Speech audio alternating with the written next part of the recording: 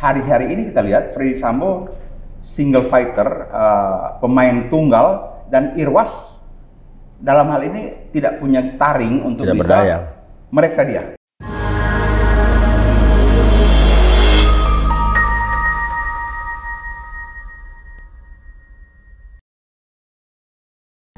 Teman RKN dimanapun berada, kembali kita bertemu lagi dalam acara diskusi titik temu. Dan kali ini kita membahas tentang tema extrajudicial killing dalam kasus Sambo. Isu ini merupakan isu yang muncul di sekitar kasus penembakan Brigadir J yang membawa Sambo menjadi tersangka. Kita lanjut pada diskusi kali ini, kita ke Pak Alphonse. Ada fenomena sebelum kita pada tema utama kita menyangkut soal rekonstruksi yang terbaru. Rupanya dari pengacara almarhum Brigadir J merasa kecewa karena tidak dilibatkan.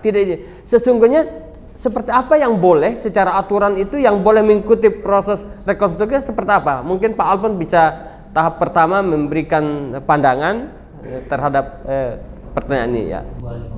Baik, terima kasih. Selamat sore para pendengar. Jadi sebelum kita membahas itu perlu kita ketahui apa maksud dan tujuan daripada sebuah rekonstruksi atas sebuah perkara pidana. Jadi rekonstruksi merupakan kelanjutan dari setelah saksi-saksi maupun semua yang terkait dengan sebuah perkara pidana di berita acara, maka untuk mencocokkan keterangan-keterangan tersebut dengan keadaan sebenarnya, untuk mendapatkan gambaran lebih jelas dan rinci bagaimana sebenarnya sebuah kejadian pidana terjadi. Dalam hal ini rekonstruksi yang terjadi dan dilaksanakan di baik Duren 3 pada kejadian peristiwa terbunuhnya Brigadir J. Penyidik ingin sekali mendapatkan gambaran lebih lengkap karena mungkin saja dalam berita acara itu masing-masing orang didengar dan masing-masing dengan keterangannya bisa jadi satu dan lainnya tidak saling membarat kesesuaian. Nah, untuk itu di dalam sebuah rekonstruksi itu akan ditemukan kembali bagaimana keterangan si A, si B, dan si C untuk menjelaskan siapa berbuat apa dan bagaimana caranya. Nah, terhadap perbuatan-perbuatan masing-masing itulah yang nanti dapat dikategorikan melanggar memenuhi unsur mana untuk mencapai kebulatan pasal apa yang dipersangkakan.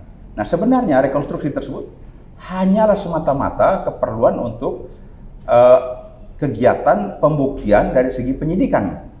Jadi kalau ada pihak yang misalnya saja pengacara terlapor hadir ataupun pengacara pelapor tidak hadir, ini sebenarnya sesuatu yang tidak diatur dalam hukum acara.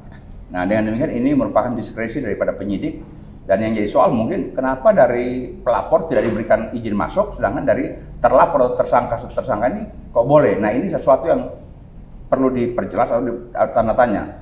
Karena kalau memang ngomong tentang transparansi, ya terbuka sama-sama supaya semua tahu.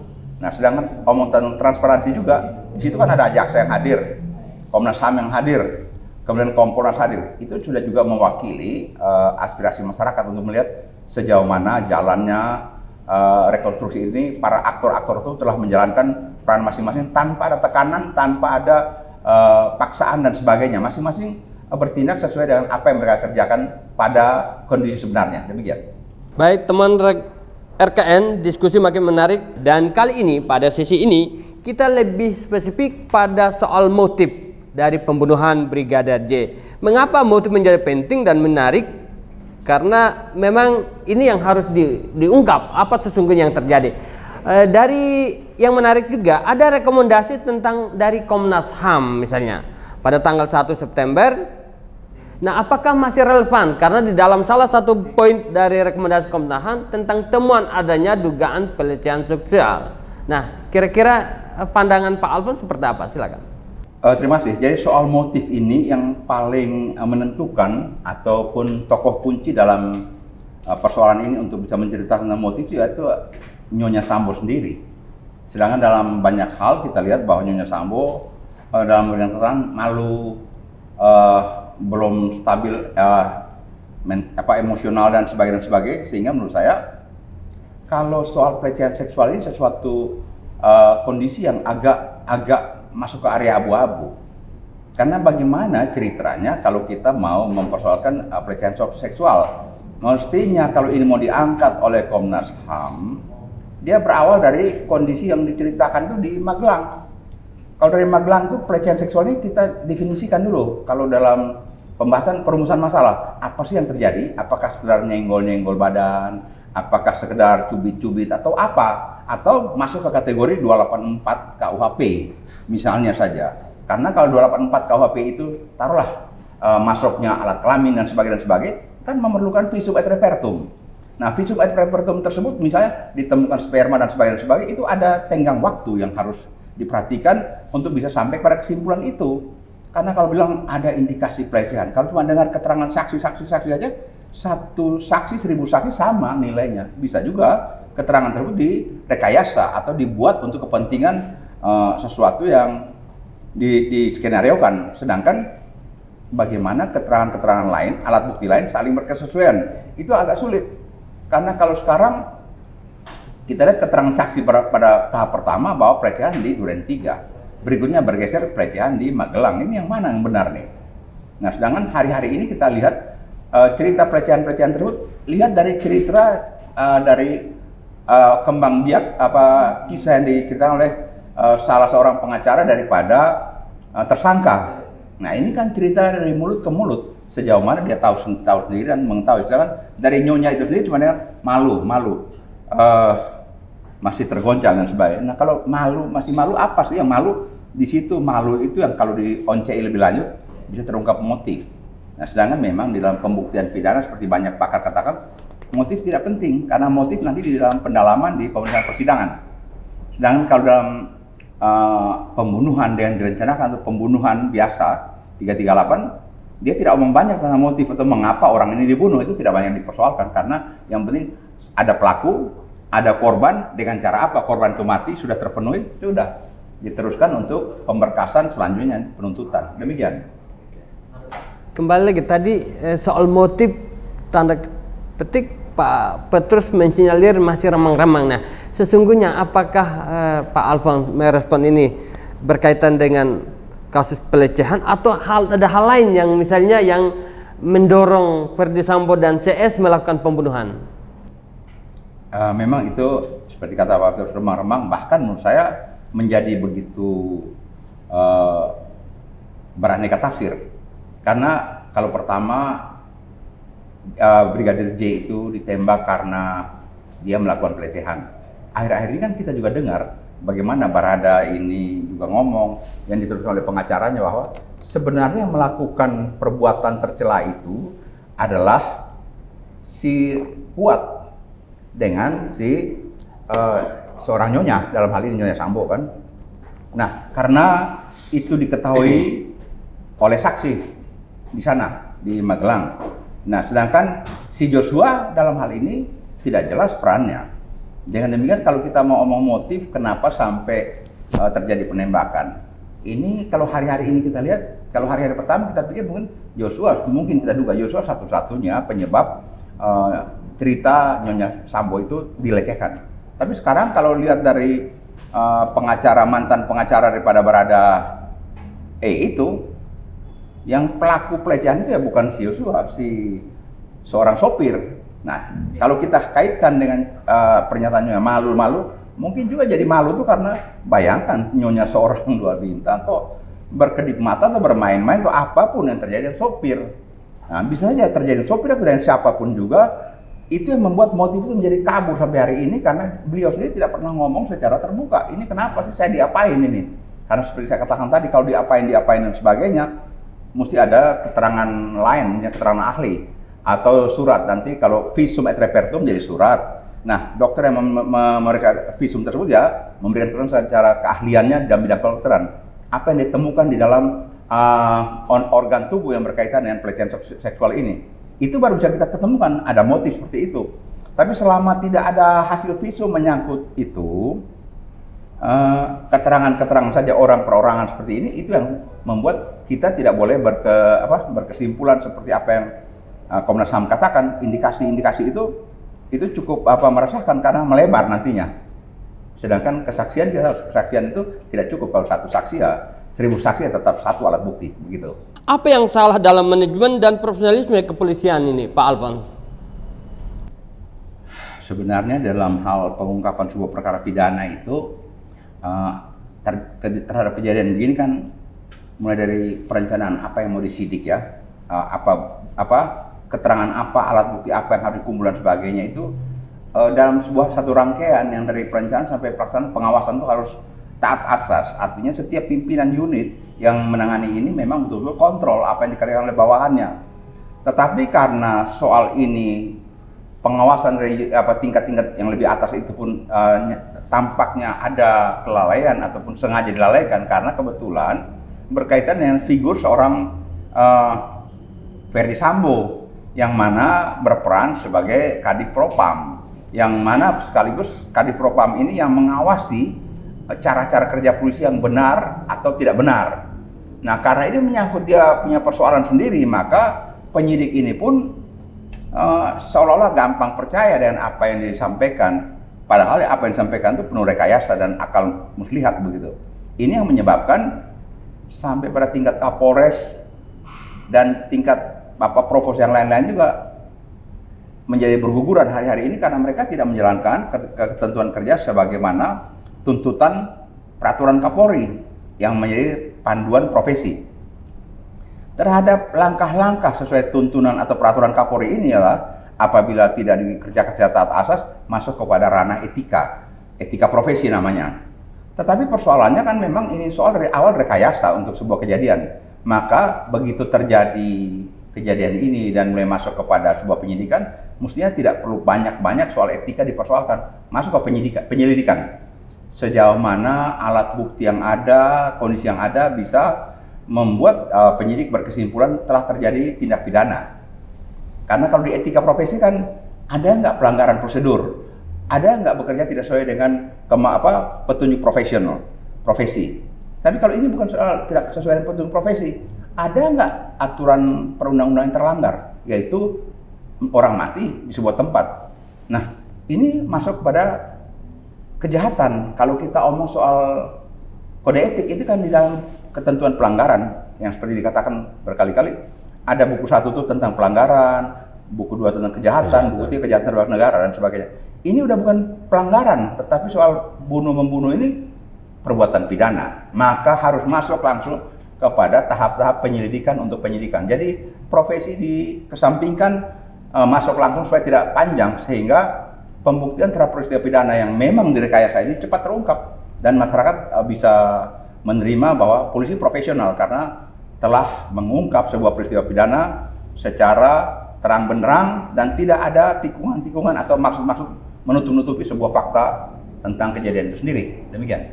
Sebelum ke Pak Petrus, saya ingin kalau seorang komandan atau pimpinan dalam satuan misalnya diajak dalam tindakan ini, boleh tidak melawan atau tidak mengikuti instruksi komandan dalam kasus misalnya ikut melakukan pembunuhan? Jadi dalam manajemen personel ya dan manajemen organisasi itu ada first level manager, middle level manager dan top level manager. Kalau pada first level itu kemampuan teknisnya dia harus tahu benar. Nah, sedangkan pada middle level itu dia harus bisa mempertimbangkan patut tidaknya sebuah perintah itu sampai pada dia. Contoh pada Kapolres. Kalau seorang mayor jenderal, begini begitu Kapolres dan sebagainya, dia harus bertanya kenapa begini, kenapa begitu, karena dia pada tingkat middle level. Sedangkan seorang Kadif Propam itu top level yang dalam soal konseptual memerintah itu dia sudah tahu konsekuensi apa. Nah, di middle level itu mempertimbangkan dan sebagainya. Lain kalau seorang tamtama taruhlah berada Eliezer, tembak kamu. Kemampuan dia melakukan justifikasi terhadap perintah ini agak tidak gampang untuk dia menentukan karena waktunya mepet. Jadi seorang misalnya pengawasan dan sebagainya, tingkat Kapolres seorang kolonel kombes ya, ini kan beda-beda tipis seorang dengan seorang brigjen yang pakai bintang itu. Jadi kalau perintah seorang Ferdy Sambo untuk bagana begini ABCD, yang dia tahu ini tidak sesuai ABCD, dia bisa saja berargumen atau tidak menjalankan secara proper.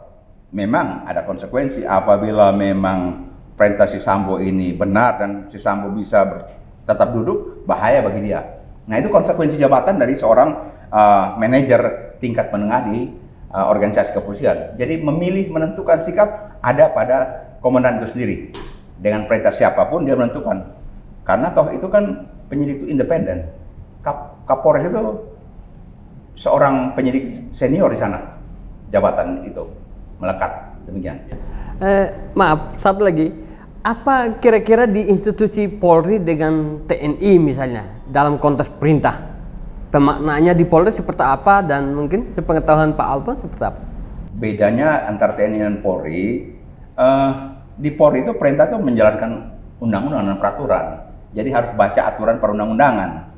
Kalau di TNI dia punya bawahan tidak tanya ini perintah benar atau tidak. Laksanakan perintah tanpa banyak tanya karena apapun yang diperintahkan, kesalahan apapun yang terjadi itu tanggung jawab komandan.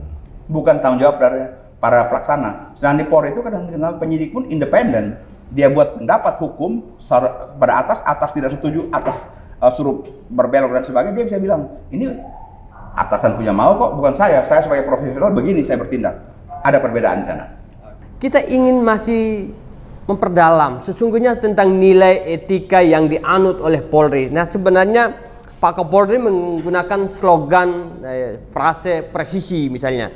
Padahal sesungguhnya di Polri itu kan ada Tribrata, lalu kemudian ada Catur Prasetya. Saya ingin sedikit membacakan tentang Tribrata.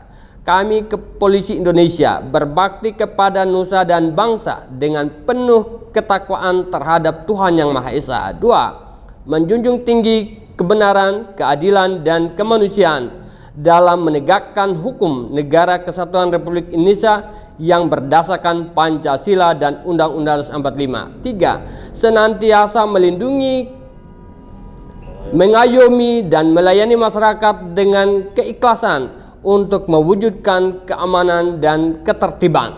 Ini sangat luhur, sangat mulia sekali. Lalu kemudian kita sepertinya sangat distingsi ya, jauh sekali dengan praktek yang dalam kasus Sambo. Nah, mungkin Pak Alfons misalnya, apa yang salah dalam implementasinya? Terima kasih. Jadi kalau kita lihat ada Tribrata, ada Catur Prasetya, terus kemudian sekarang setiap Kapolri dengan jargon-jargonnya, mungkin saja itu hampir setiap Kapolri. Sejak zaman Pak Anton Sujarwo itu ada juga dengan Rekonfu sampai dengan macam-macam. Sekarang ada terakhir sebelum sekarang itu ada Promoter zaman Pak Tito dan sekarang Presisi zamannya Pak Listio Sigit. Jadi kalau Tribrata Catur Prasetya saya bisa asumsikan itu Undang-Undang 45, sebuah cantolan filosofisnya begitu kan. Kemudian ada aturan-aturan pelaksanaan, aturan mainnya. Tapi tampaknya hari-hari ini aturan main yang presisi kayak Promoter itu semacam dekorasi tambahan. Apabila berganti Kapolri maka akan ada dekorasi berganti. Habis Promoter, hapus Promoter, timbullah presisi. Karena itu adalah janji-janji para calon Kapolri di depan lembaga politik yaitu DPR. Habis janji itu mereka duduk, ya itu janji dia lupakan lagi. Sedangkan sebenarnya janji induknya itu di Tribrata dan Catur Prasetya. Kalau dikerjakan secara taat asas, maka sebenarnya itu jabaran presisi maupun Promoter maupun Rekonfu dan sebagainya itu merupakan aplikasi atau action plan daripada janji luhur tadi. Nah, sejauh mana mereka sekarang para pemimpin itu ditantang atau diuji atau diminta oleh rakyat, mana janjimu, mau presisi dan sebagai Promoter dan sebagainya, kok tidak ada kelanjutan. Jadi semacam sebuah buku kata sambutan dengan slide yang indah itu pada saat di DPR, habis itu ya disimpan jadi file atau untuk seperlunya. Nah, itu yang mungkin saya terjadi hari-hari ini, sehingga kalau kita tanya anggota di bawah, hafal nggak Catur Prasetya dan Tribrata? Hafal, kayak Pancasila aja nempel di tiap kantor polisi itu ada. Tapi apakah mereka memaknai Pancasila ataupun memaknai Tribrata itu dihayati untuk jadi panduan berperilaku hari-hari? Nah, itu jadi tanda tanya yang sampai saat ini mungkin perlu kita minta pertanggungjawaban para pimpinan Polri. Jadi janji-janji tersebut bukan semacam janji sesaat, tetapi janji untuk dia laksanakan karena diilhami oleh Tribrata dan Catur Prasetya tersebut. Jadi presisi ini merupakan jabaran keseharian, tingkah laku dan perilaku daripada polisi turunan dari Tribrata dan Catur Prasetya. Demikian seharusnya. Nah, tadi soal secara evaluasi secara periodik. Saya mau tambahkan Pak Petrus. Pergantian atau apapun, polisi harus dengar kritikan. Seperti contoh, akhir-akhir ini kita lihat bagaimana seorang pengacara Alvin Lim menyerang ini Kapolda Metro Jaya begini, direktur dan sebagainya. Tapi polisi tidak ada tanggapan. Kalau memang pernyataan-pernyataan untuk memperbaiki polisi tersebut itu pernyataan yang kosong, fitnah, tuntut dia, tahan dan sebagainya. Kenapa tidak? Kalau tidak, ini masyarakat melihat ada sesuatu yang tersembunyi di sini. Karena kenapa seorang contoh Alvin Lim seberani itu, nyawanya atau nyalinya hebat. Tapi kenapa polisi Kapolda Metro ataupun Krimsus dan sebagainya kok tidak berani bertindak, karena omongannya dia itu kalau memang tidak benar gampang sekali dijerat hukum. Tapi kenapa diem? Nah, ini mungkin kebobrokan internal yang ada ini tidak mau diangkat kan, daripada ditangkap di rame, bisa dia buktikan. Sebaliknya lebih baik kita diam. Ini kejadian-kejadian ini yang mungkin bisa jadi pertimbangan bagi pimpinan Polri ataupun stakeholder lain. Ini ada sesuatu yang tidak berjalan sesuai aturan. Mungkin saya tambahkan dulu. Jadi polisi dalam hal tahan atau tidaknya ini mereka bergeser paradigma. Jadi kalau bahagian polisi dulu ada sebagai narkotika karena perbuatan melanggar hukum undang-undang narkotika, money laundering atau pencucian uang, di sana ada direktorat sendiri. Kalau sekarang bergeser kepada subjek hukum atau pendukung hak, wanita dan anak-anak. Kenapa mereka tidak berpikir bahwa wanita dan anak-anak itu merupakan populasi penduduk terbanyak di Indonesia yang perlu mendapatkan perlakuan khusus? Karena keadilan untuk apa sih? Untuk kemanfaatan. Dan wanita sekian lama dan anak-anak ini memang masih dianggap equality before the law, tapi dalam kasus ini terjadi perdebatan yang tidak berakhir, walaupun mungkin ada argumentasi alasan pembenarnya. Wanita seorang istri Ferdy Sambo ini tidak berdiri sendiri atau dia tidak bisa dipersoalkan sendiri karena apa dayanya seorang istri kalau lakinya memang mau bunuh orang atau lakinya suruh omong begini omong begitu, dalam status sebagai istri tidak gampang. Kedua, sebagai subjek hukum memang dia simpul dari para persoalan ini yang mana menyimpan berbagai rahasia tersendiri dengan pelecehan seks dan sebagainya yang harus dia sendiri yang bisa mengungkap ini, dan itu tertutup sampai ini hari tidak jelas apakah kuat sebagai pelaku pemerkosa, apakah Brigadir Yosua dan sebagainya. Jadi memang komplikasi dari perspektif kewanitaan ini menurut saya. Jadi memang perlu dipikir. Nah, sedangkan apakah kejadian serupa pernah terjadi dalam organisasi kepolisian? Dulu pernah ada Pak Siswaji itu Deputi Kapolri. Tapi perkara korupsi dan tidak sedahsyat ini. Sambo ini kebetulan kenapa jadi istimewa? Kepala Divisi Profesi Pengamanan. Dialah yang mengawasi bagaimana polisi bekerja secara proper, profesional, tidak melanggar etika, tidak melanggar ketentuan profesi dan sebagainya. Mereka polisinya polisi. Dan di sini sebenarnya kalau mereka bekerja tidak beres, siapa yang mengawasi? Dan di sini fungsi Irwasum. Keirwasan atau yang mengawasi. Hari-hari ini kita lihat Ferdy Sambo single fighter, pemain tunggal, dan Irwas dalam hal ini tidak punya taring untuk tidak bisa meriksa dia sekian lama. Karena kebetulan struktur lain itu dia begitu saktinya di bawah Kapolri. Dan ini merupakan hal yang perlu dapat evaluasi karena ya seperti inilah jadi semua ledakan yang menggemparkan.